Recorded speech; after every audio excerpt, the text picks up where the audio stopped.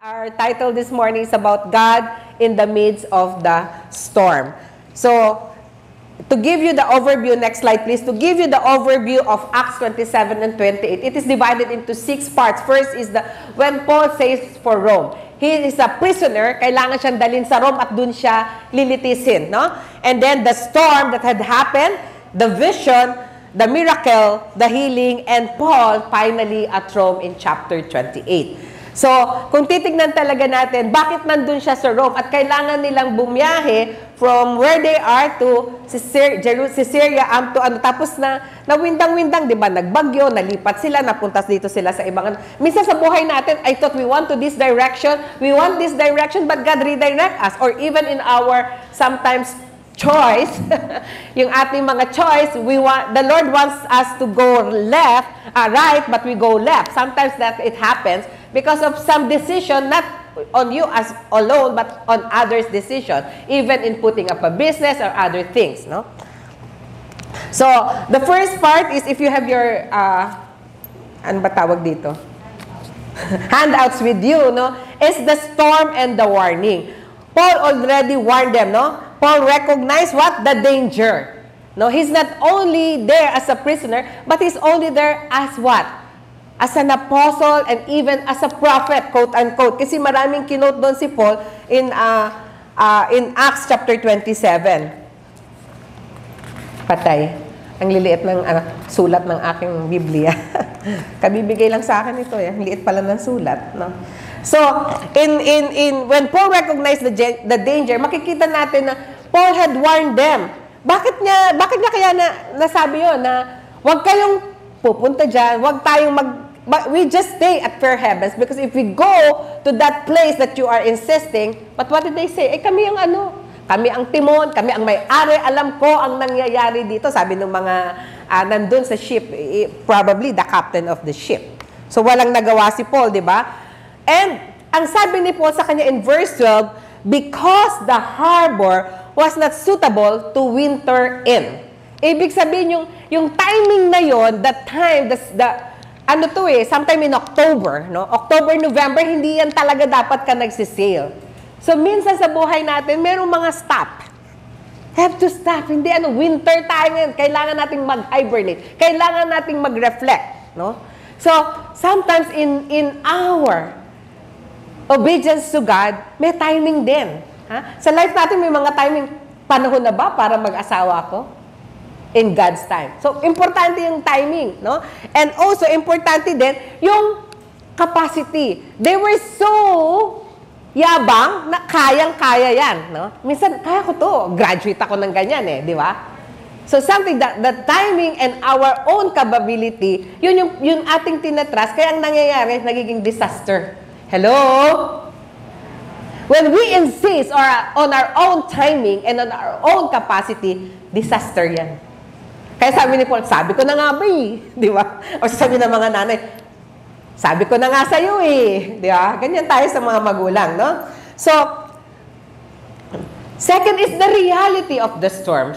Alam mo na yun parang kumbaga, June, July na, kaya pinalitan na naman, nalilito na tayo sa Department of Education, balik na naman tayo sa June. Di ba? Balik na tayo sa June. Ngayon, gusto naman ng isang politika, bawasan na naman yung senior high. Sa ibang school, wala na senior. Ano ba talaga, ate? So, election na naman sa May. Panibagong So, we are all confronted with so many changes in our life. And part of that changes is storm. So, we have to acknowledge that life inevitably brings storm. Ay, nangyari na nga, talagang tayo ay first-hand experience of Yolanda, just like the literal tempest Paul encountered at sea. Bakit niya sinabi yon, di ba? So, nung inaano nila in verse 16, if you will read that, no, we secured the skip with difficulty. Kahit na ang laki ng kanilang ship, they had difficulty.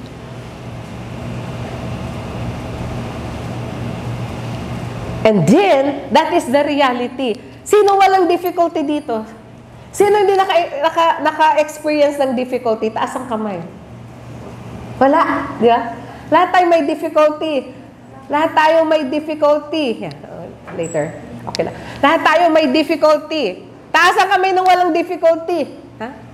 Maraming difficulty na pinagdadaanan tayo. Pero sa kanila, we secure this gift with difficulty. You are all the one that is, mga expert Sometimes, even if we trust the expert, anong sabi ka? Even Solidon during the time of Yolanda, wala, dumbfounded. Nagsabi pa sila, magme-meeting tayo ng alas 6, right? 6 o'clock in the morning, 7 o'clock in the morning. All the secretaries, almost all the secretaries are here. Pero nagulantang tayong lahat. Hello? Sanay tayo sa bagyo. And I remember during that time, duty ako 3 days before. Duty na ako ng 8 ang Yolanda, 5, 6, 7, 8. Nung 5, nung 6, nagpunta kami sa San Jose, pinapalikas namin, ayaw. Nung pinalikas na namin on the 7th of November, may dalang baboy, may dalang aso. Sige na lang, nandun lahat sa, kasi importante sa atin yun di ba? Dala aso, dala pero hindi lahat pumunta. Ang naiwan ay mga tatay. Kaya mas maraming namatay na lalaki. Kasi they want to secure their house. Ganun tayo. We want to secure our life. Huwag siya anak kasi, naku, baka pag kayo na mag-asawa, naku, ang mangyayari dyan. Naku, wag yung course na yan. Wala kang kikitain dyan. Mga ganun, di ba? No, mga ifs and buts. So, we secure this gift with difficulty. Then, ano sabi ni Paul? Basa. Men, you should have listened to me. So, parang nagulantang sila. Sometimes, sa atin sabihin, Charina, you should have listened to me. God is speaking. You should have listened to me. Tell it to your, wag na lang, baka asawa niya yung katabi niyo. Si God na yung nagsasabi niya, you should have listened to me. And sometimes, that is the difficulty comes in. Because we are so secure, we are so confident sa ating mga meron tayo ngayon, that are we listening? Iba yung yung listening is active. Man, you should have listened to me. So, ang nangyari, that's why they will encounter the storm. Maraming warning sa atin ng Panginoon, di ba? Even on all those warning minsan we still insist on our own. And these storms can represent what? 3 things. First is personal struggles. Kasama yung mga personal struggles. Kaya nung Pasko, nagta-struggle na naman ako. Pasko na naman, wala pa rin biyanan. Struggle yun ng marami. No? We have personal struggle. Ito yung pinapanalangin mo, iba naman ang binibigay ng Panginoon. But mind you, when I started, remember the prayer of Jabez? When I started praying the prayer of Jabez, that the Lord bless me indeed, that your hand will be upon me, expand my territory, and keep me from evil, there was a breakthrough. Nagulat na lang ako in 4 months' time. Nagulat talaga ako how the Lord had literally shared that 4 prayer.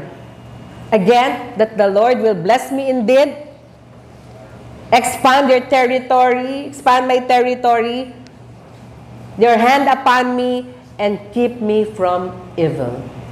So yung mga yun, ang araw-araw nating sabihin sa Panginoon, Lord, bless me indeed and expand my territory. The Lord will just work wonder. Personal struggles, number 1. Number 2, difficult situations. No? We have difficult situation. And then number 3, even external pressure. So what, for example, you have been into a business and then ito yung sinasabi ng partner mo, no? Itong sinasabi ng partner mo, itong sinasabi ng ka-network mo, that is an external pressure. Yan ang sinasabi sa school, no? That's why we really need to pray for for President Trump, who was saying na dalawa lang talaga ang gender, male and female. Wow, what a bold move. So pag when you make a stand, no, hindi siya naman external pressure yon. No? And again, of course, the WHO had also experienced external pressure. Wala na. Ngayon ko lang talaga nalaman that the World Health Organization funding is from US. 50% of the funding of the WHO is from US. Yung mamahal ng mga WHO, di ba? So, ito na yung kanilang kalagayan nun. Let's read. All hope that we would be saved was finally given up. Wala na tayong pag-asa. Give up na. Gaya pag sa hospital, tutubuhan namin, takot sila by the word tubo, yung iaano mo, i-intubate mo. Takot na talaga lahat ng mga significant others, yung mga bantay ng pasyente. Hindi kami makapag-intubate. Pag nag-round, sasabihin ko, sige anay, mananalangin tayo. Sasabihin ko yung consequences kung hindi ka magpa-intubate. Pero so far, kamshatsu, buhay pa. Because our life is in God's hands. That's why we should not lose that hope. Because sa kanila, all hope eh. Pag wala ka ng hope, that is really the end of everything.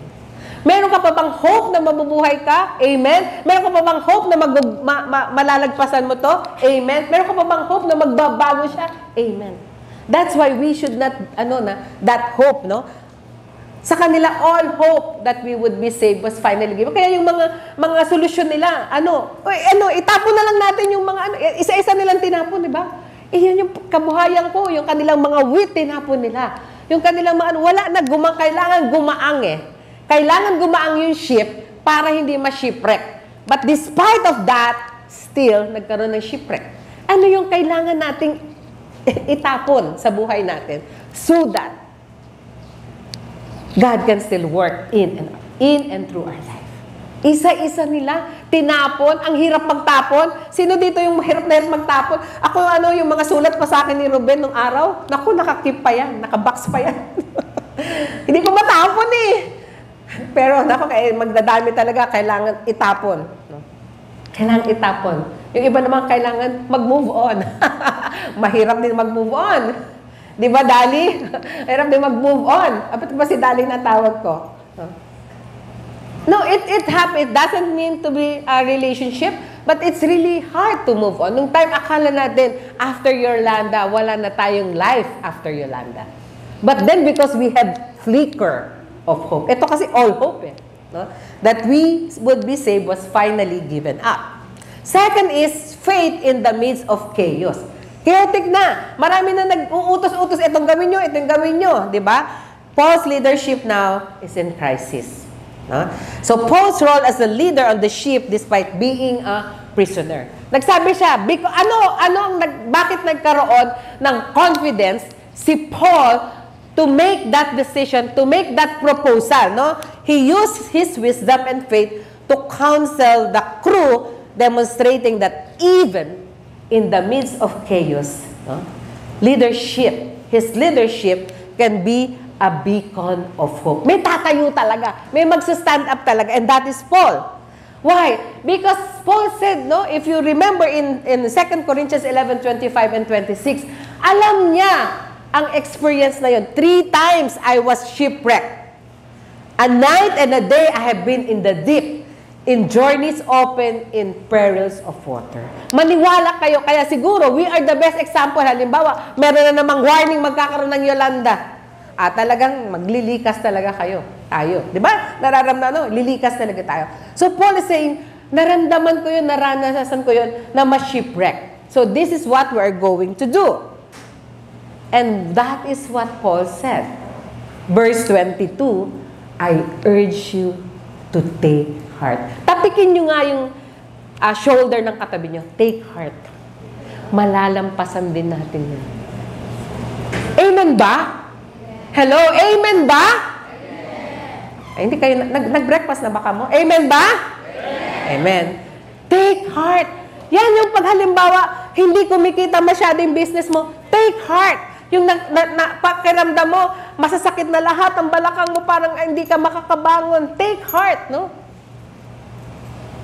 Or nagwiwindang-windang, or you have personal struggle in your illnesses. Take heart. God is in charge. Yun ang ano ni Paul sa kanya.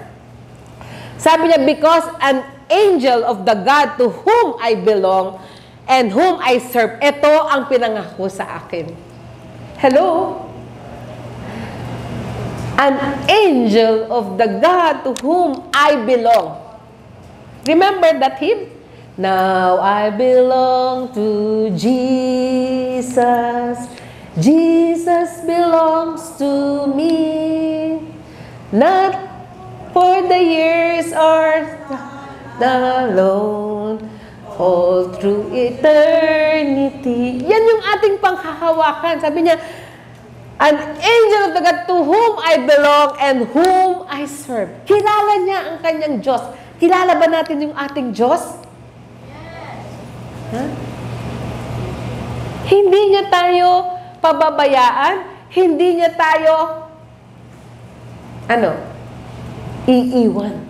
Kaya sabi ni Paul, take heart because ito yung sinabi ng angel of God. Itong sinabi, ipinangako ng Panginoon sa akin.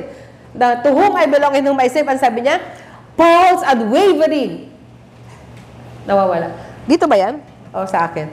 Paul's unwavering faith in God's protection. Kaya nga unwavering Dapat unwavering talaga. He received message from the angel reassuring Paul of his safety and the completion of this mission. Do not give up if you have a storm, if you have a personal struggle, if you have wala namang magkukwalify sa atin. The most important thing is we belong to Christ. That our identity. And then our security. Hello? Our identity, we belong to Christ. No matter what, throughout eternity. No? Paul's he received a message from the angel. Of course, that's God. And sa atin ngayon is the Word of God. No? And then verse 24.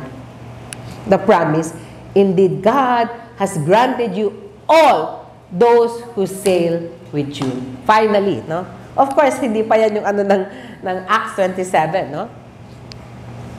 Indeed, God has granted you not some, not most, but all those who sail with you. Alam niyo kung ilan?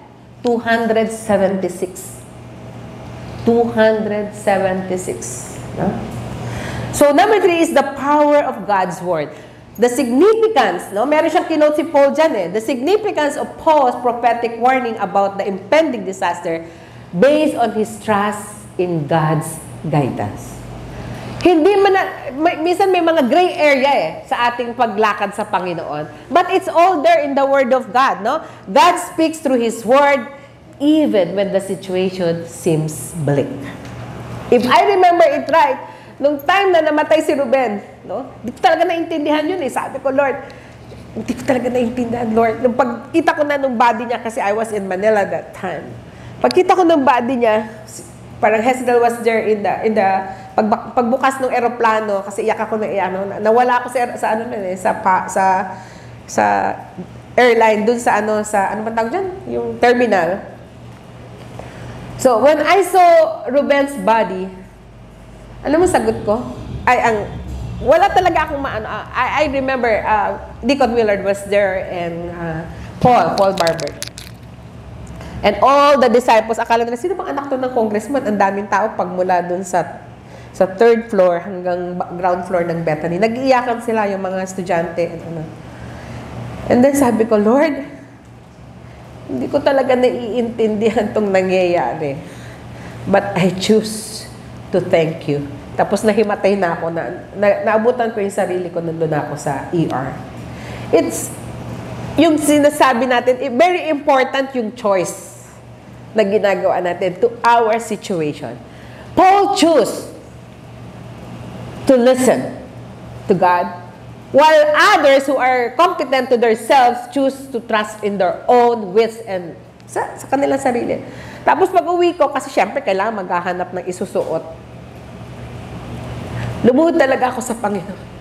Lord, hindi ko pa rin talaga naiintindihan. Di ba marami naman nangyari sa buhay natin, hindi natin naiintindihan. But the Lord gave me Psalm 68:5. Father to the fatherless and defender of widows is the Lord our God. Palaging may katapat na pangako at pagsagot ang Panginoon sa pinagdadaanan natin sa ating buhay. I believe, Paul said, I believe God that it will be just as it was told me. Kung anong pinangako niya, gagawin niya. There is a difference in I believe in God. Ha? Ito, I believe God. Meron siyang ganong secure, na I believe God. Hindi, I believe in God will do it. I believe God that it will be just as it was told me. Promise. 20 years had passed. He is father to the fatherless and defender of widows. Of course, hindi madali sa pero yun palagi, Lord, you are father to the fatherless and defender of widows. Hazael was just 6 years old at the time. Number 4 in the storms is finding comfort in God's sovereignty. We have read the Acts 27, 23, 24, where Paul received a vision according to him, assuring him of his safety. Gagawin ko ang pinangako ko sa iyo hanggang sa kaduluduluhan, hanggang sa katapus-tapusan. No? It means that even when we don't understand the storm, hello? God is in control. God is in control. Who is in control? It's God. It's not you. Kahit pag gaano kalaki yung savings mo sa BDO, even though they make ways, babagsak pa rin babagsak. Ano may sa Metrobank? Where You're in good hands. Even Metrobank says you're in good hands. The best hands is you are in the hand of God. Because God is in control. Amen? Why? Anong sinabi niya? Hello, basahin nga natin lahat. Not a hair will fall from the head of any of you. Wow! Walang makakalbo sa Panginoon. Dong. Wala. Kahit magka-HIV ka pa, no? Hair is vanishing. Wala. Not a hair. Sinabi niya sa mga prisoners. Siguro parang na rin yun, kasi prisoner sila. No? Yung iba doon. But the Lord had promised, not a hair will fall from the head of any of you. Sabi ni Paul, any of you. Walang yan. Kasi ang sabi sa akin, itapon sila eh. No? So the response, ano ba ang ating mga response pagka nandun na tayo sa disaster or nasi-shipwreck tayo? Number 1, either we trust on our own wits. Di ba? Yun naman talaga. Itong gagawin ko. 1, 2, 3, 4. No? 1, check ko muna yung secure my ganito, ganyan. But then, no, in verse 42, the soldiers' plan was to kill the prisoner lest any should swim away and escape. Para gumaan tayo, patay na yung mga prisoners na yan. Gagaan tayo, makakarating tayo sa ating pupuntahan. Or, trust that God's purpose prevails. Whom are you going to trust? Your own wits or God? Okay. So, in Acts 27, 43 to 44, ESB kasi ito, no? But the centurion, wishing to save Paul, kept them from carrying out their plan. What song is this? When you don't understand, when you can't see His plan, when you trust His heart. Diba? Kept them from carrying out their plan. May plan sila. He ordered those who could swim to jump overboard first and make for the land, and the rest on planks or in pieces of the ship. And so it was all that they were what? Brought safely to land. Walang namatay, lahat safe. Sometimes, always, our plans are really different from God's plan. You want this, but that is not His plan. Okay? Last is the importance of perseverance. Ibig sabihin nito, yeah, we go through the storms, pero mag-persevere lang tayo. Si God is faithful eh. Through it all. So first is the parallel between the crew's struggle to stay afloat and our own battles in life. No? Yung una, parang ano kahantulad, parallel, no? Na yung struggle ng crew to reach their destination is the same as a struggle to stay afloat in our battles in life. And number 2, not to give up hope, but to persevere through difficult times, knowing that God is with us. Not only that God is in control, God is with us. Amen? Amen. So, ano ba yung response namin? Lord, why? Why does storms rage? Why does ship sink? Why does snake bite? Di ba nabite ng snake? Ganun tayo. Lord, bakit ako pa? Lord, bakit ang dami ko nang hindi ako makaano kahit anong pagsisikhay ko? I don't know anymore. Anong pagtsatsaga ko? Why, Lord? Bakit ganito? Meron pa rin ako mga problema. Meron pa. Why? Because we live, but storm in our life here on earth, storm still rage. Ship will still sink. Snake will still bite. We will still encounter temptation. We will still commit sin. Because we live in a fallen world. So, in conclusion, remember, we might be stranded for now, but not abandoned. Very, very nice, kung nandyan yan sa ang tawag nga ulit? Program niya, wala nandyan lang yung word, But here, we are afflicted in every way, but not crushed. Perplexed, but not driven to despair. Persecuted, hindi ko na mabasa. But not forsaken. Struck down, but not destroyed. Always carrying the body, the body of death of Jesus, so that the life of Jesus may also be manifested in our bodies. That's basically the reason, no? You may be afflicted now. I don't know what you are going through. Some are still grieving. Walang timing ang grieving. Hindi mo sabihin, by 1 year na ka mo. No. Kasi sasabi ko sa, I experienced losing a dad, I experienced losing a mother, my favorite sister, my favorite brother. Pero iba pag mawalan ka ng asawa. It's different. Iba talaga. But then, Jesus said, you might be afflicted in every way, but not crushed. Perplexed, but not driven to despair. Persecuted, but not forsaken. Struck down, but not destroyed. Hindi nag-wave si Paul sa kanyang mission. The very reason na naagihan niya lahat yun, yung rerouting, misa may rerouting tayo sa buhay natin, no? He lived there, his mission is in Acts 28, verse 30, it says, he lived there 2 whole years at his own expense and welcomed all who came to him. What is his mission? Proclaiming the kingdom of God and teaching about the Lord Jesus Christ with all boldness and without hindrance. Kaya sabi niya, I am crucified with Christ. It's no longer I who lives. My life I now live, I live by faith in Christ Jesus. Focus siya. Ito ako, the very reason I consider my life worth nothing so as to share in Acts 20:24 so that he can share the God's love and forgiveness. Ganun din tayo.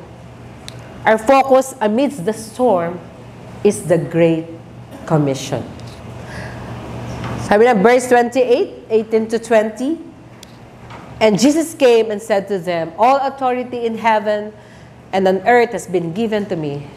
Go therefore and make disciples of all nations, baptizing them in the name of the Father and of the Son and of the Holy Spirit, teaching them to observe all that I have commanded you, and behold, I am with you always to the ends of the world.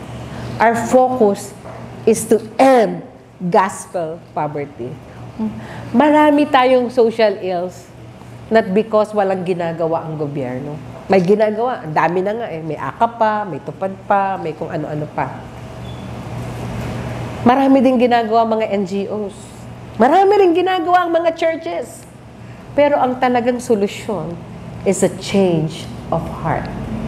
A change of heart that is coming from Jesus Christ. Because only a changed heart will produce a changed family, a changed community, a changed city, and a changed world. And His promise is, and behold, I am with you always to the end of the earth. Nandiyan sa ano nyo, program, sa ano nyo, His promise, I will be with you always, not sometimes, not most of the time, but always to the end of the age. Hanggang sa tatawagin niya tayo, lo and mo, it's good. Or kung mararanasan natin ang kanyang pagdating at sasalubungin natin siya doon. Ano? Yung song na yun na, when we all get to heaven.